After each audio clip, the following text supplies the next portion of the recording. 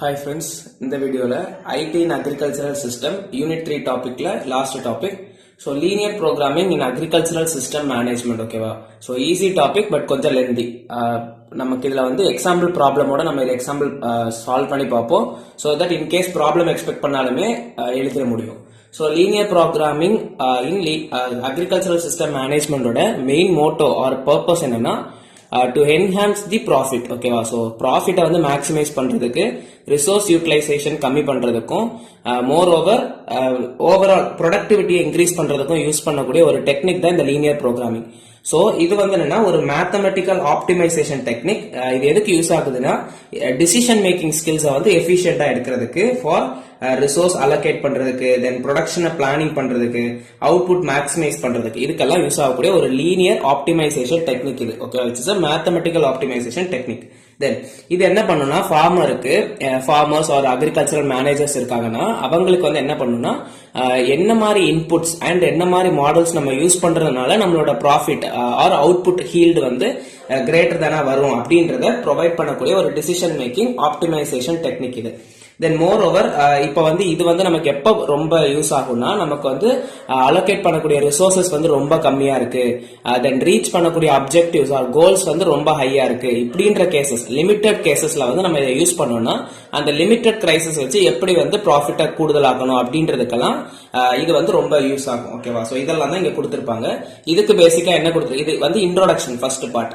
So இதுல வந்து பேசிக்கா ஒரு எக்ஸாம்பிள் என்ன கொடுத்திருக்காங்கன்னா அக்ரோ ஃபாரஸ்ட்ரி. சோ அக்ரோ ஃபாரஸ்ட்ரின்னு சொன்னோம்னா அக்ரிகல்ச்சர் பிளஸ் ஃபாரஸ்ட்ரி. சோ ஒரு லேண்ட் இருக்குன்னா அந்த லேண்ட்ல அக்ரிகல்ச்சரல் ப்ராடக்ட்ஸ், ஹெர்ப்ஸ், ஷர்ப்ஸ், இந்த மாதிரி சின்ன சின்ன பிளான்ட்ஸ், அதுக்கு கூடிய மரம் வளர்க்கிறது. ஓகேவா, ஃபாரஸ்ட்ரி. சோ ஃபாரஸ்ட் லேண்ட்லயே நமக்கு வந்து அக்ரிகல்ச்சரல் ப்ரொடக்ஷன் பண்றதுனால ஒரு ப்ரொடக்ஷன் இன்க்ரீஸ் ஆச்சுன்னா linear to that other production also gets promoted. அதுதான் லீனியர் ப்ரோக்ராமிங்ல இருக்கக்கூடிய மேஜர் ஒரு எக்ஸாம்பிள். சோ அதுக்கு ஒரு கர்வ் கொடுத்திருக்காங்க. இது வந்து ஐசோ காஸ்ட் கர்வ்னு சொல்லுவாங்க. சோ ஐசோ காஸ்ட் கர்வ்னா it is a representation of a curve. அது வந்து ரெண்டு ப்ரொடக்ஷனோட ரிலேஷன்ஷிப்ஸ் ப்ரூவ் பண்ணக்கூடிய கர்வ். சோ இப்போ இங்க என்ன எக்ஸாம்பிள்ஸ் எடுத்திருக்காங்கன்னா அக்ரோ ஃபாரஸ்ட்ரி. சோ அக்ரோ ஃபாரஸ்ட்ல டிம்பர், வுட் பிளான்ட்ஸ், தென் அதே மாதிரி அக்ரிகல்ச்சரல் கிராப், ஏதாவது ஒரு வீட்டோ இல்ல ராகியா ஏதாவது சம்திங் எடுக்கிறாங்கன்னு வச்சுக்கோங்களேன். சோ ஒரு ஃபாரஸ்ட்ரி பிளான்ட், ஒரு அக்ரிகல்ச்சரல் பிளான்ட், இது ரெண்டுத்துக்கும் உள்ள ப்ரொடக்ஷன். சோ இந்த டிம்பரோட ப்ரொடக்ஷன் வந்து இன்க்ரீஸ் ஆச்சுன்னா வித் ரெஸ்பெக்ட் டு தட் நம்மளோட அக்ரிகல்ச்சரல் கிராப்போட ப்ரொடக்ஷனுமே இன்க்ரீஸ் ஆகும். ஓகேவா. சோ பேஸ்ட் ஆன் ப்ரொடக்ஷன் கொடுத்திருக்காங்க.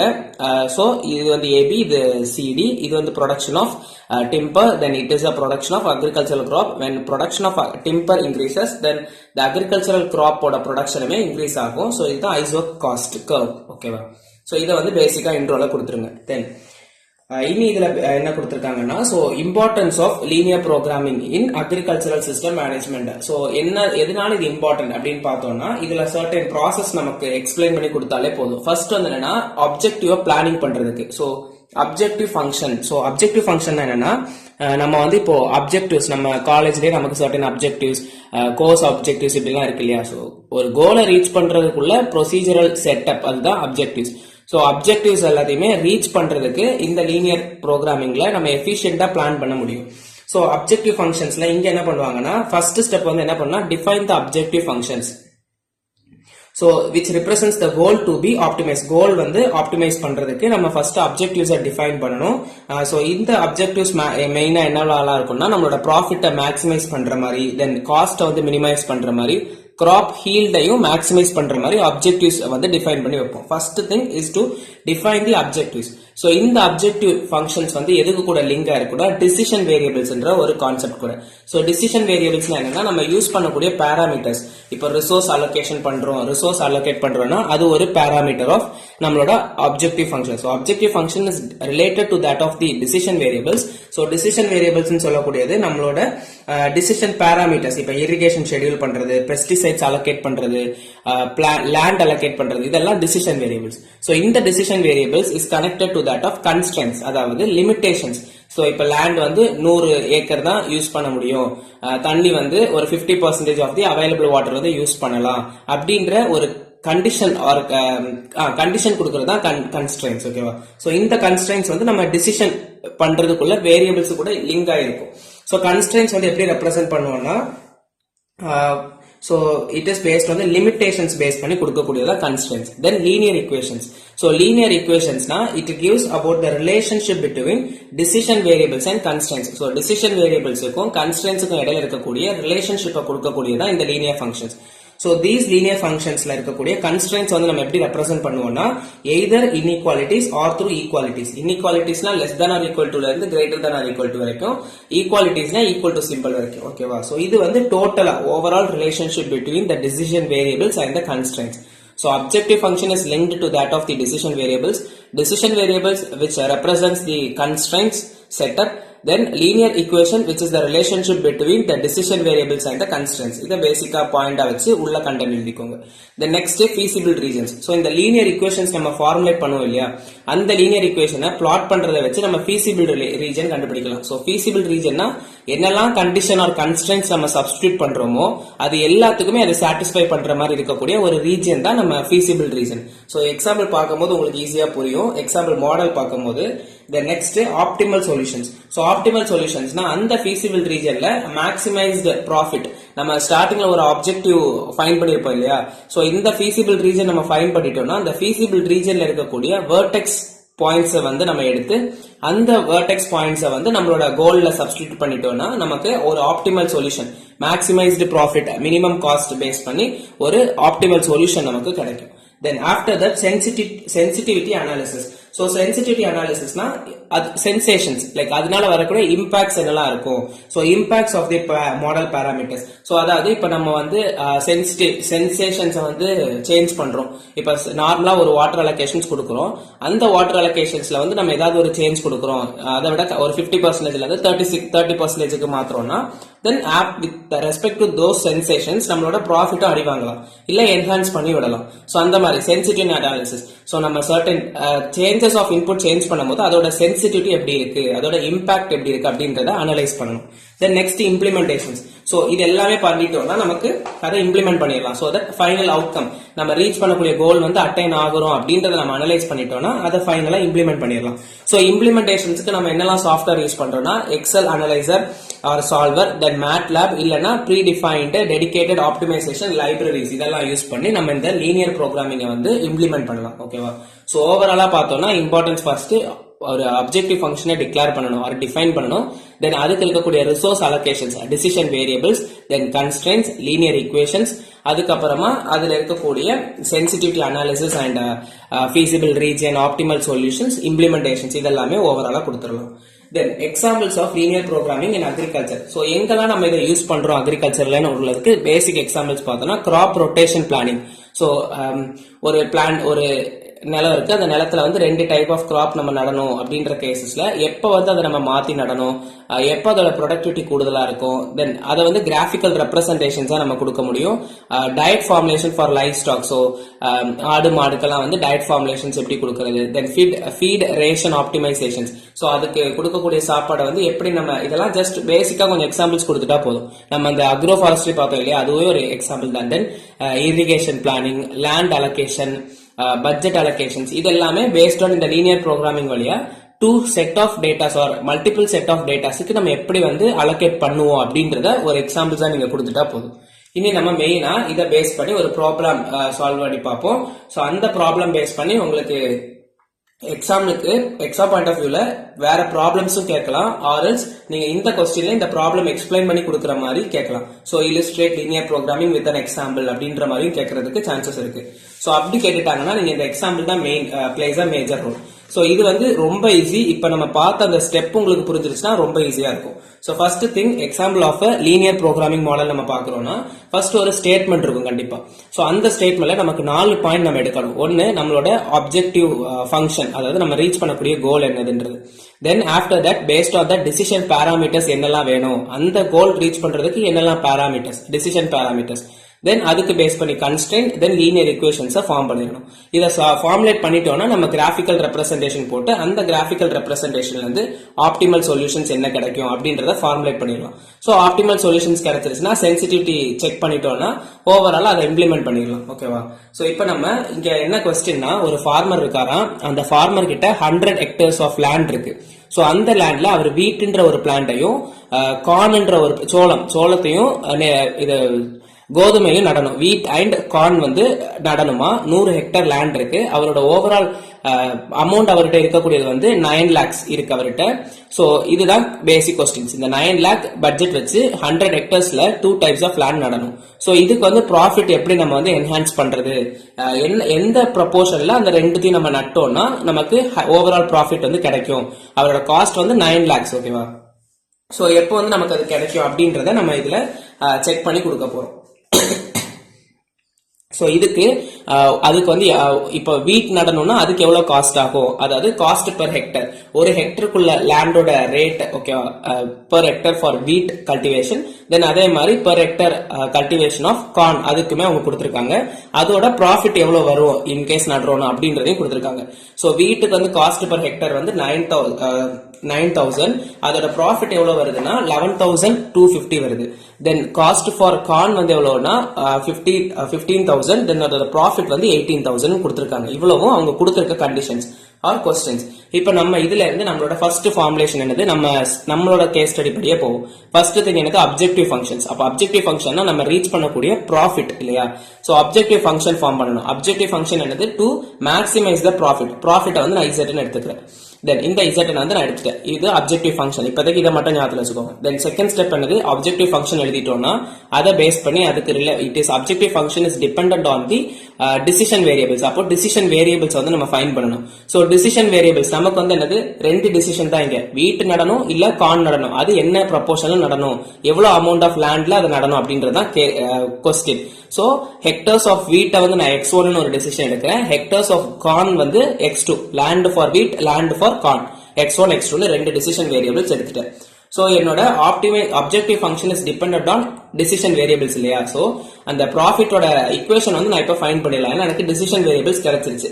So X is equal to என்னோட டிசிஷன் வேரியபிள்ஸ்.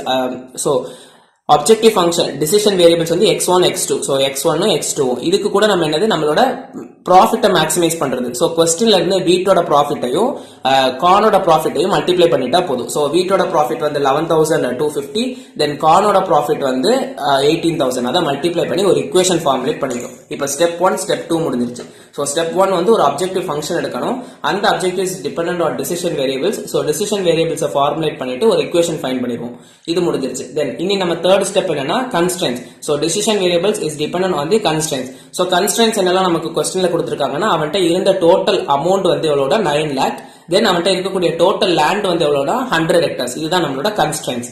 ஓகேவா. சோ கன்ஸ்ட்ரெயின்ட் வந்து அப்போ பட்ஜெட் வந்து which should be less than or equal to 9 lakh. தென் அதே மாதிரி நம்மளோட அவைலபிள் லேண்ட் எவ்வளவுனா 100 hectares தான் மேக்ஸிமம். அப்ப less than or equal to 100. இது இவ்வளவு கொடுத்திருக்காங்க. சோ 3 கன்ஸ்ட்ரெயின்ஸையும் ஃபார்ம் பண்ணிட்டோம். சோ கன்ஸ்ட்ரெயின்ட் ஃபார்ம் பண்ணிட்டோம்னா தென் நெக்ஸ்ட் என்னது, நமக்கு நம்மளோட லீனியர் ஈக்குவேஷன் ஃபார்முலேட் பண்றதுதான். சோ லீனியர் ஈக்குவேஷன்ஸ் நம்ம இப்ப ஃபார்முலேட் பண்றோம் based on constraints. So linear equation is a relationship between the constraints and the decision variables ன்னு பார்த்தோம். அப்ப linear equations நம்ம ஃபைண்ட் பண்ணும்போது நம்மளோட constraints பேஸ் பண்ணி decision variables பேஸ் பண்ணி நம்ம ஃபைண்ட் பண்ண போறோம். சோ ஃபர்ஸ்ட் நான் வந்து லேண்டோட constraint எடுக்கிறேன்னா என்னோட டோட்டல் லேண்ட் வந்து எவ்வளவு இருக்கணும், 100 hectare தான். என்னோட வீட் லேண்ட் வந்து X1, கார்ன் லேண்ட் வந்து X2. இது ரெண்டுத்தையுமே நான் ஆட் பண்ணாலுமே எனக்கு 100க்குள்ள தான் இருக்கணும் என்னோட டோட்டல் லேண்ட். இது ஃபர்ஸ்ட் கன்ஸ்ட்ரெயின்ட்டையும் டிசிஷன் வேரியபிள்ஸ் வச்சு ஃபைண்ட் பண்ணிட்டோம். தென் செகண்ட் கன்ஸ்ட்ரெயின்ட் என்னது, அவனோட டோட்டல் பட்ஜெட். டோட்டல் பட்ஜெட் வந்து 9 லட்சம். சோ அதுக்கு வந்து அவனோட காஸ்ட் நம்ம எடுக்கணும் இல்லையா. சோ அப்ப cost and with respect to நம்மளோட டிசிஷன் வேரியபிள்ஸ். சோ டிசிஷன் வேரியபிள்ஸும் காஸ்ட் வந்து வீட்டுக்கு வந்து 9,000, நம்மளோட கார்னுக்கு வந்து 15,000 லேண்டோட ரேட் காஸ்ட். அப்ப அதை நமக்கு ஆட் பண்ணோம்னா நமக்கு 9 lakh உள்ள வரணும். இதுதான் நம்மளோட லீனியர் ஈக்குவேஷன்ஸ் ஃபைண்ட் பண்ணிட்டோம். மோர் ஓவர் நமக்கு என்னது, நெகட்டிவிட்டி, நான் நெகட்டிவிட்டி கண்டிஷன்ஸ். அதாவது நம்மளோட வேல்யூஸ் வந்து லேண்ட் வந்து நெகட்டிவ்ல இருக்காது இல்லையா. சோ அந்த X1 ஓட வேல்யூ நம்ம எடுத்திருக்கக்கூடிய 2 டிசிஷனோட வேல்யூஸும் greater than or equal to 0 இருக்கணும் அப்படின்ற ஒரு நான் நெகட்டிவிட்டி கன்ஸ்ட்ரெயின்ஸையும் நம்ம வந்து கொடுத்துருவோம். இவ்வளவு முடிஞ்சிருச்சு. இப்ப நமக்கு நம்மளோட எக்ஸ்பிரஷன் வரைக்கும் கொண்டு வந்துட்டோம். சோ லீனியர் ப்ரோக்ராமிங் மாடல் வரைக்கும் கொண்டு வந்துட்டோம். இதுதான் நம்மளோட அப்ஜெக்டிவ் ஃபங்க்ஷன்ஸ். சோ இவ்வளோத்தையும் பேஸ் பண்ணி நம்ம இப்ப சால்வ் பண்ண போறோம். சோ இதெல்லாம் நமக்கு இப்ப 4 ஸ்டெப் முடிஞ்சிருக்கு. 4 ஸ்டெப் என்னெல்லாம்னா அப்ஜெக்டிவ் ஃபங்க்ஷன் ஃபைண்ட் பண்ணோம், டிசிஷன் வேரியபிள்ஸ், தென் கன்ஸ்ட்ரெயின்ட், அதுக்கப்புறம் லீனியர் ஈக்குவேஷனையும் ஃபைண்ட் பண்ணி வச்சிருக்கோம் நம்மளோட ப்ராஃபிட் என்ன வரணும். சோ இதெல்லாம் ஸ்டெப் தான். இந்த ஸ்டெப்ஸ் இங்க கொடுத்துருக்காங்க, வேணும்னா இதை ரீட் பண்ணி பாத்துக்கோங்க. பட் இதை வச்சு நம்ம இப்ப சால்வ் பண்ண போயிடலாம். First thing plot the constraints. So plot the constraints தான் நம்ம வந்து இப்போ graphical representation. So நம்ம graphical representation பண்ணாதான் ஆப்டிமல் சொல்யூஷன், அதுக்கப்புறம் அதில் இருக்கக்கூடிய சென்சிட்டிவிட்டி அனாலிசிஸ்லாம் செக் பண்ண முடியும். ஸோ நான் என்ன பண்றேன்னா கிராஃபிக்கல் இதுதான் அவங்க எனக்கு எக்ஸ்பிளைன் பண்ணி கொடுத்துருக்காங்க. ஸோ நான் அதை இங்கேயே காட்டிடுறேன். ஃபர்ஸ்ட் நம்ம எக்ஸ் ஆக்சிஸ் ஒய் ஆக்சிஸ் போடுறோம். எக்ஸ் ஆக்சிஸ்ல வந்து என்னது value should be greater than 0. So நான் 0, 20, 14, 20, 20 எடுத்திருக்கேன். இங்கே அதே மாதிரி greater than or equal to 0 x2 ஓட வேல்யூ. ஸோ இதுதான் என்னோட x1, இது என்னோட x2. ஸோ x1ல நான் வந்து என்ன பண்றேன்னா வீட்டோட லேண்ட் ஹெக்டர்ஸ் ஆஃப் வீட் அது வந்து x1, y ஆக்சிஸ்ல ஹெக்டர்ஸ் ஆஃப் கார்ன் எடுக்கிறேன் x2. இதுக்கு தான் நம்ம வேல்யூஸ் இப்போ ஃபைண்ட் பண்ண போறோம். சோ இப்போ நம்மளோட ரெண்டு கன்ஸ்ட்ரெயின்ட்ஸ் இதெல்லாம் தான் x1 plus x2 வந்து less than or equal to 100. then இந்த ஈக்குவேஷன் நம்ம ஃபைண்ட் பண்ணது which is less than or equal to 9 lakh ன்னு இருக்கணும். சோ இதுக்கு நம்ம இப்போ கிராஃப் பிளாட் பண்ண போறோம். சோ என்ன பண்ணணும்னா நம்மளோட ரெண்டு கன்ஸ்ட்ரெயின்ட்டுக்கும் இன்டர்செப்ட் ஃபைண்ட் பண்ணணும். சோ நம்ம கிராஃபிக்கல் ரெப்ரசன்டேஷன் பண்ணணும்னா நம்ம அதை ஈக்குவாலிட்டியா எடுக்கிறோம். ஓகேவா?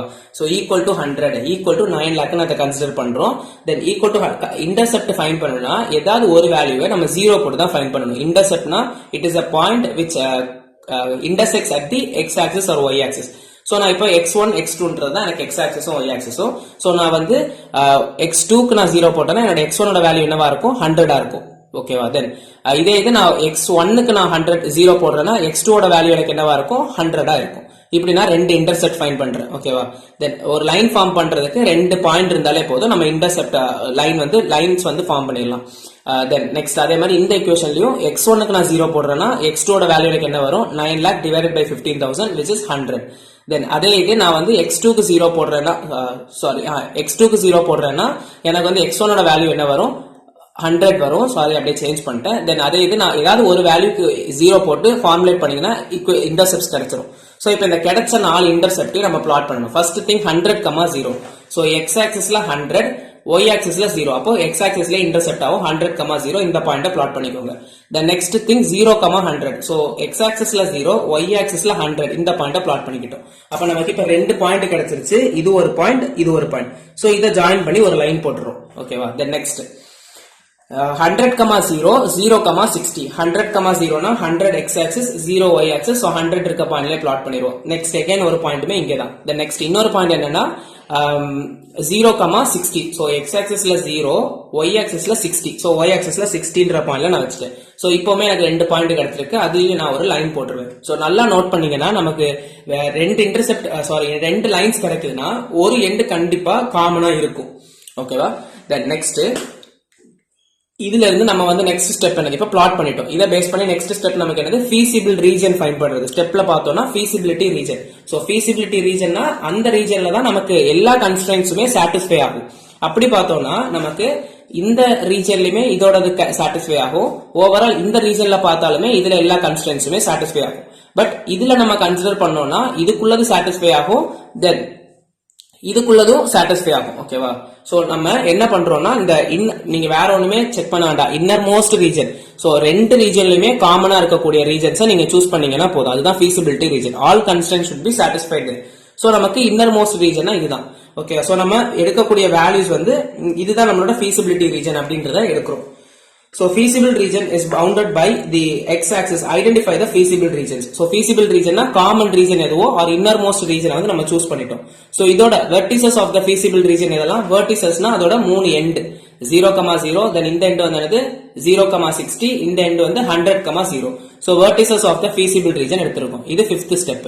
நம்மளோட கண்டிஷன் படி, நம்மளோட டிசைன் ப்ரொசீஜர் படி இது 5th ஸ்டெப். தென் 6th ஸ்டெப் என்னது? நம்மளோட feasibility முடிஞ்சிருச்சு. Optimal solution. So optimal solution நம்ம ஃபைண்ட் பண்ண போறோம். சோ ஆப்டிமல் சொல்யூஷன் ஃபைண்ட் பண்றதுக்கு என்ன பண்ணணும்னா நம்மளோட ரெண்டு கன்ஸ்ட்ரெயின்ட்ஸ் இருக்கு இல்லையா? இந்த ரெண்டு கன்ஸ்ட்ரெயின்ட்ஸ்ல இருந்து x1 ஓட வேல்யூவும் x2 ஓட வேல்யூவும் ஃபைண்ட் பண்ணணும். சோ இது நீங்க பேசிக்கா கால்குலேட்டர்ல போட்டாலும் ஃபைண்ட் பண்ணிடலாம். இல்ல உங்களுக்கு டிகிரிஸ் ஆஃப் ஈக்குவேஷன்ஸ் எல்லாம் சால்வ் பண்ண தெரியும்னா அதுலயுமே சால்வ் பண்ணிக்கலாம். சோ நான் இப்ப கால்குலேட்டர்ல யூஸ் பண்ணி காட்டுறேன். சோ இது நான் ஆல்ரெடி பண்ணிருக்குது. கிளியர் பண்ணிட்டேன். இப்ப நான் மோட் பட்டன் 3 டைம்ஸ் பிரஸ் பண்ணனா எனக்கு ஈக்குவேஷனுக்கு வந்து 1 கிளிக் பண்ணிட்டேன்னா அன்னோன்ஸ் வந்து என்னது? எனக்கு x1 x2. சோ 2 நான் 2 பிரஸ் பண்ணிடணும். பிரஸ் பண்ணிட்டோம்னா a1 ஓட வேல்யூ வந்து x1க்கு பக்கத்துல இருக்கக்கூடிய கோஎஃபிஷியன்ட் வந்து 1. தென் ஈக்குவல் டு பிரஸ் பண்ணிட்டீங்கன்னா a2ன்றது b1ன்றது x2க்கு பக்கத்துல இருக்க கோஎஃபிஷியன்ட் 1. தென் ஈக்குவல் டு இந்த பக்கம் இருக்கக்கூடியதான் c1 100. ஓகேவா? அதையும் பிரஸ் பண்ணிருங்க. ஈக்குவல் டு கொடுத்துட்டீங்கன்னா a2 கேட்கும். a2 வந்து x1க்கு பக்கத்துல இருக்கக்கூடிய value which is 9000. then equal to press பண்ணிட்டேன். B2 அது வந்து 15,000. So 15,000 equal to then C2 வந்து 9 lakh. So 9 lakh equal to press பண்ணிட்டீங்கன்னா x1 ஓட வேல்யூ x ஓட வேல்யூ 100 y ஓட வேல்யூ 0 ன்னு காட்டும். நம்ம வந்து x1 x2 எடுத்துக்கறனால நம்மளோட ஆப்டிமல் சொல்யூஷன் வேல்யூஸ் வந்து என்னன்னா x1 ஓட வேல்யூ வந்து 100 x2 ஓட வேல்யூ வந்து 0. இது ஆப்டிமல் சொல்யூஷன்ஸ். சோ அந்த ஆப்டிமல் வேல்யூஸை பேஸ் பண்ணி நம்ம ஆப்டிமல் சொல்யூஷன் ஃபைண்ட் பண்ண போறோம். சோ நம்மளோட அப்ஜெக்டிவ் ஃபங்க்ஷனை சால்வ் பண்ணக்கூடியதான் நம்மளோட optimal solutions. So objective function வந்து இதுதான் z is equal to நம்ம ஆல்ரெடி ஃபைண்ட் பண்ணி வச்சிருக்க இந்த ஈக்குவேஷன். இதுல நம்மளோட x1 ஓட வேல்யூ x2 ஓட வேல்யூ நீங்க சப்ஸ்டிட்யூட் பண்ணிட்டீங்கன்னா இந்த ஆன்சர் கிடைச்சிரும். சோ பேசிக் மேத்ஸ்ல ப்ராப்ளம் பண்றவங்க கால்குலேட்டர்ல அப்படியே மல்டிப்ளை பண்ணிடுங்க, எழுதிடலாம் இந்த ஈக்குவேஷன். சோ வேல்யூ வந்து கிடைச்சிரும். So it is nearly 11,25,000. ஓகேவா? சோ இதுதான் நம்மளோட ப்ராஃபிட். சோ அவனோட டோட்டல் காஸ்ட் அவன் இன்வெஸ்ட் பண்ணது வந்து என்னது 9 lakh. அவனுக்கு கிடைச்ச ப்ராஃபிட் வந்து என்னது 11,25,000. நமக்கு கொஸ்டின் வந்து அவனோட ப்ராஃபிட் என்னன்றதை ஃபைண்ட் பண்றது இல்ல, வாட் ப்ரப்போர்ஷன் ஆஃப் லேண்ட் அவன் வந்து ஹெக்டர்ஸ் ஆஃப் லேண்ட் வந்து வீட்டுக்கும் கார்னுக்கும் கொடுப்பான்றது. சோ நம்ம இது x1 வந்து என்னது ஹெக்டர்ஸ் ஆஃப் வீட், x2 வந்து ஹெக்டர்ஸ் ஆஃப் கார்ன். சோ அவன் 100% அவன் வந்து வீட்டுக்கு கொடுத்துட்டு 0% அவன் கார்னுக்கு ஒதுக்குனா மட்டும்தான் அவனால ப்ராஃபிட் ஏர்ன் பண்ண முடியும். சோ அப்படின்ற ஒரு சொல்யூஷனை வந்து நம்ம லீனியர் ஈக்குவேஷன் வழியா ஃபைண்ட் பண்ணிடலாம். ஓகேவா? சோ இதுதான் நம்மளோட கிராஃபிக்கல் ரெப்ரசன்டேஷன். இந்த graph shows the feasible region for the land and budget constraints in the given linear programming example. So overall நம்மளோட optimal solutions நம்ம find பண்ணிட்டோம். So இதுதான் linear programming. இந்த linear programming பேஸ் பண்ணி illustration with an example கேட்டாங்கன்னா இதை பக்காவா எழுதிடலாம். ஓகேவா? So இந்த வீடியோ பிடிச்சிருந்துச்சுன்னா லைக் பண்ணுங்க, ஃப்ரெண்ட்ஸுக்கும் ஷேர் பண்ணுங்க, கண்டிப்பா யூஸ்ஃபுல்லா இருக்கும். சப்ஸ்கிரைப் பண்ணிக்கோங்க. தேங்க்யூ.